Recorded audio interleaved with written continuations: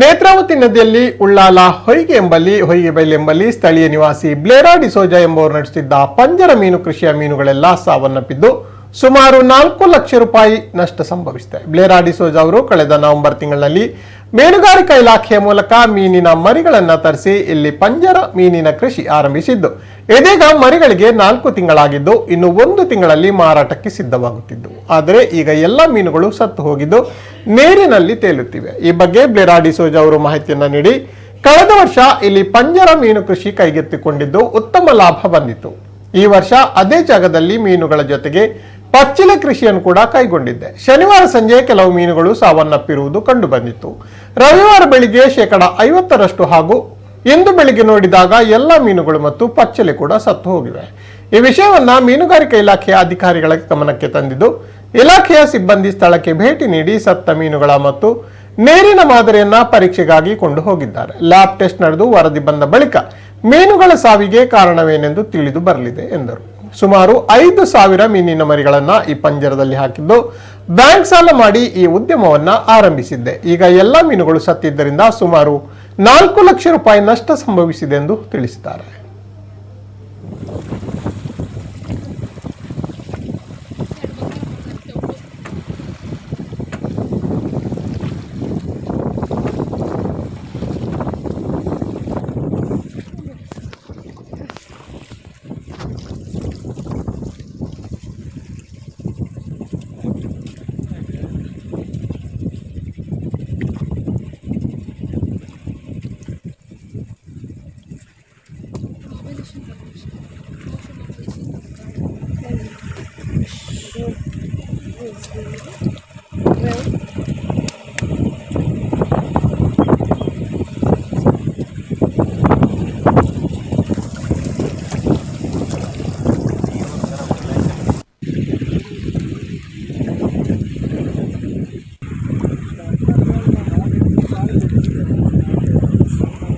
ನೇತ್ರಾವತಿ ನದಿಯಲ್ಲಿ ಪಂಜರ ಕೃಷಿ ಮೀನುಗಾರಿಕೆಯನ್ನು ನಾನು ನಿರ್ವಹಿಸುತ್ತೇನೆ.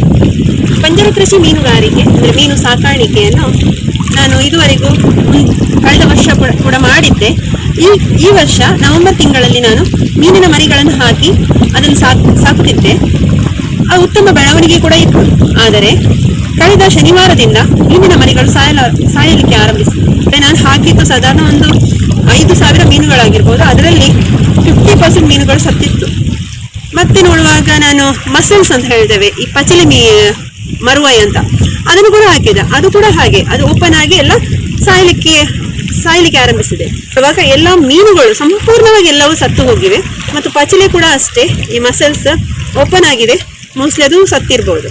ಇದರಿಂದ ನನಗೆ ಅಪಾರವಾದ ನಷ್ಟ ಅನುಭವಿಸಿದ್ದೇನೆ. ಯಾಕೆಂದ್ರೆ ನಾನು ಬ್ಯಾಂಕಿಂದ ಲೋನ್ ತೆಗೆದು ಈ ಕೃಷಿಯನ್ನು ಆರಂಭಿಸಿದ್ದೇನೆ.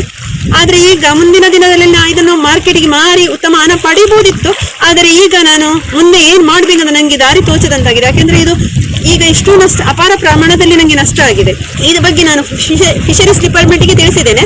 ಅವರು ಫಿಶರೀಸ್ ಡಿಪಾರ್ಟ್ಮೆಂಟ್ ಇಂದ ಬಂದು ಮೀನಿನ ಹಾಗೂ ನೀರಿನ ಸ್ಯಾಂಪಲ್ ಅನ್ನು ಕಲೆಕ್ಟ್ ಮಾಡಿ ಹೋಗಿದ್ದಾರೆ.